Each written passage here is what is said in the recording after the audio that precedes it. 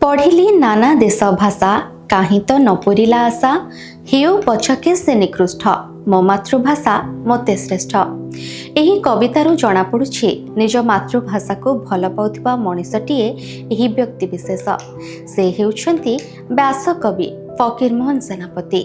व्यासे खाली कवि भावे परिचित ता नुहे, बरं उत्कल गौरव मधुसूदन दास, उत्कल मणि पंडित गोपबंधु दास, कविवर राधानाथ राय, स्वभाव कवि गंगाधर मेहेर और कृष्णचंद्र पाणिग्राही सह ओडिया भाषा आंदोलनर पुरोधा भावरे ओडिया भाषा को विदेशी मानक कबलरू बंचाइबा पई लढ़िथिबा व्यक्तिविशेष थिले से।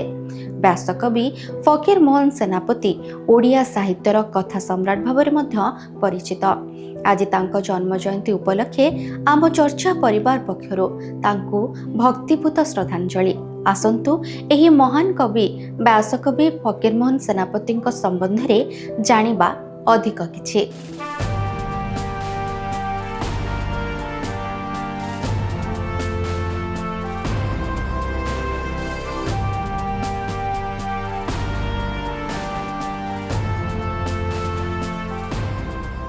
भल गोटे मातृभाषा किस हेब भाई, चाली जाऊ अछि काम रुंडाई पुंडाई। कुकुर की पाई गोटे बनाइब घर, चाटी बुले बरा मिसा अइंठा पतर। व्यासकवि फकीरमोहन सेनापति 13 जानुआरी 1843 मसीहारे ओडिशा अंतर्गत बालेश्वर मल्लिकासपुर रे पिता लक्ष्मण चरण सेनापति और माता तुलसी देवी ओरसरू जन्मग्रहण करथिले, जहा तांको आधुनिक ओडिया साहित्य एवं जातीयतावादर एक प्रमुख व्यक्तित्व करिथिला। तेबे से थिले प्रथम ओडिया आधुनिक क्षुद्र गल्प रेवतीर लेखक। तांको 1 वर्ष 5 मास बयस बेले तांको पितांकर मृत्यु घटिथिला। एहार मात्र 14 मास परे मातांकर मध्य देहांत होइथिला। शैशवरु तांको जेजेमा तांको लालन पालन करुथिले। फकीरमोहन को जन्म परे तांको नाम ब्रजमोहन दिया जायतिला।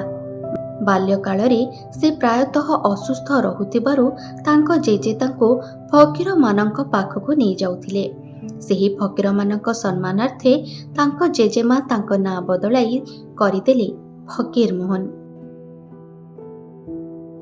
फकीरमोहनकर दादा पुरुषोत्तम सेनापति अत्यंत ईर्षा परायण व्यक्ति थिले।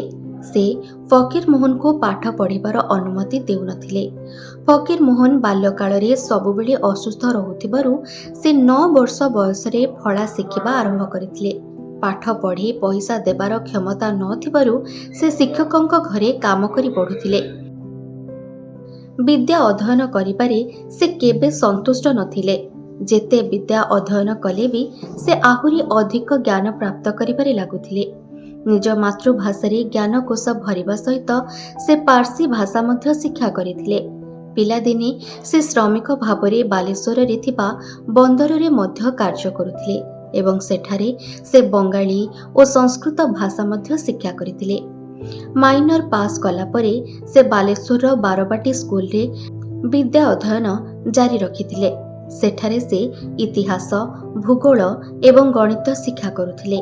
से निजर पारदर्शिता जोगो शिक्षक मानकर दृष्टि आकर्षण करि परिथिले।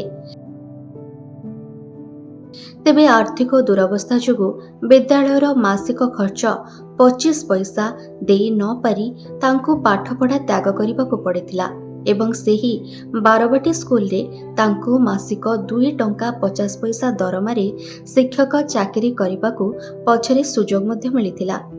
सेठारे से इतिहास, भूगोल और गणित रे शिक्षादान आरंभ करिथिले। एही सब विषय रे से निजे निजर ज्ञान को प्रगाढ़ करि परिथिले। बालेश्वर कलेक्टरेट किछि काल पई से किराणी चाकरी मध्य करिथिले। परवर्ती काल रे से बालेश्वर मिशन स्कूल रे 1871 जाए शिक्षागत मध्य करिथिले। फकीरमोहन निज परिश्रम बल रे इंग्राजी शिक्षा करिथिले। आरबियन नाइट्स, रॉबिनसन क्रुसे, इंग्राजी बाइबल भली किछि इंग्राजी बही पढ़िबा बेले से इंग्राजी अभिधानर साहाय्य नेथिले। जदिओ फकीरमोहन 23 वर्ष बयस रे इंग्राजी शिक्षा आरंभ करिथिले, କିନ୍ତୁ ତାଙ୍କର ପ୍ରକୃତିଦତ୍ତ ଦକ୍ଷତା ପାଇଁ ସେ ବିଦେଶୀମାନଙ୍କର ମଧ୍ୟ ଦୃଷ୍ଟି ଆକର୍ଷଣ କରିପାରିଥିଲେ। ସାହିତ୍ୟର ବିଭିନ୍ନ ବିଭାଗ ଯଥା ଅନୁବାଦ ସାହିତ୍ୟ, କାବ୍ୟ କବିତା ଇତ୍ୟାଦିରେ ସେ ସାହିତ୍ୟ ସୃଜନ କରିଥିଲେ ହେଁ ସେ ମୁଖ୍ୟତଃ ଓଡ଼ିଆ ଉପନ୍ୟାସ ସାହିତ୍ୟର ସୃଷ୍ଟିକର୍ତ୍ତା ରୂପେ ସୁପରିଚିତ। 1897ରୁ 1815 ମଧ୍ୟରେ ରଚିତ ତାଙ୍କର 4ଟି ଉପନ୍ୟାସ ଥିଲା ଛଅ ମାଣ ଆଠ ଗୁଣ୍ଠ, ମାମୁଁ, ପ୍ରାୟଶ୍ଚିତ ଓ ଲଛମା। ତତ୍କାଳୀନ ଅଷ୍ଟାଦଶ ଓ ଊନବିଂଶ ଶତାବ୍ଦୀର ଓଡ଼ିଶାର ସାମାଜିକ ଅବସ୍ଥାର ନିଛକ ଦର୍ପଣ। ଛଅ ମାଣ ଆଠ ଗୁଣ୍ଠ ଉପନ୍ୟାସରେ ଜମିଦାରମାନଙ୍କ ଦେଇ ଗରିବ ଚାଷୀମାନଙ୍କର ଶୋଷଣର କାହାଣୀ ବର୍ଣ୍ଣିତ ହୋଇଛି। ଏପରିକି ଓଡ଼ିଆର ପ୍ରଥମ ଆତ୍ମଜୀବନୀର ମଧ୍ୟ ସେ ଥିଲେ ରଚୟିତା। ଏହାର ନାମ ଥିଲା ଆତ୍ମଜୀବନ ଚରିତ। ତାଙ୍କ ଦ୍ୱାରା 1898 ମସିହାରେ ଲିଖିତ ରେବତୀ ପ୍ରଥମ ଓଡ଼ିଆ ଛୋଟ ଗଳ୍ପ ଭାବରେ ବହୁଳ ଭାବରେ ସ୍ୱୀକୃତିପ୍ରାପ୍ତ। ଏହା ଏକ ନିଷ୍ପାପ ଯୁବତୀର କାହାଣୀ, ଯାହାର ଶିକ୍ଷା ପ୍ରତି ଆକାଂକ୍ଷା ଏକ ପଛୁଆ ଓଡ଼ିଶାର ଗାଁର ଏକ ରକ୍ଷଣଶୀଳ ସମାଜ ପରିପ୍ରେକ୍ଷୀରେ ସ୍ଥାନିତ, ଯାହା ଘାତକ ମହାମାରୀ କଲେରା ଦ୍ୱାରା ପ୍ରଭାବିତ।